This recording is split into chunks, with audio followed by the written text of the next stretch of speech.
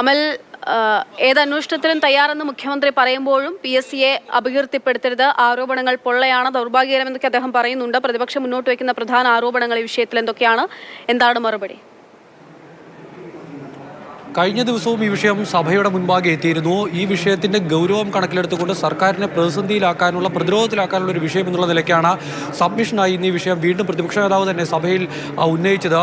ഈ ചില ഉന്നതരുടെ പേരുകൾ പറഞ്ഞുകൊണ്ട്, അവരെ ചൂണ്ടിക്കാണിച്ചുകൊണ്ട്, അവർക്ക് വേണ്ടി ആണ് എന്ന് പറഞ്ഞുകൊണ്ട് പണപ്പിരിവ് നടത്തുന്നു എന്നുള്ളതാണ് പ്രതിപക്ഷ നേതാവിൻ്റെ ഏറ്റവും പ്രധാനപ്പെട്ട ആരോപണം. PSC അംഗത്വം ലേലത്തിന് വെച്ചു എന്ന ഗുരുതരമായ ആരോപണവും സഭയിൽ പ്രതിപക്ഷ നേതാവ് ഉന്നയിച്ചു. ഈ കോഴിക്കോട് കേന്ദ്രീകരിച്ച് കണ്ണൂർ പോലെ ഒരു കോക്കസ് ഇപ്പോൾ പ്രവർത്തിക്കുന്നുണ്ട്. അവരാണ് ഈ പണപ്പിരിവിന് പിന്നിലുള്ളത്.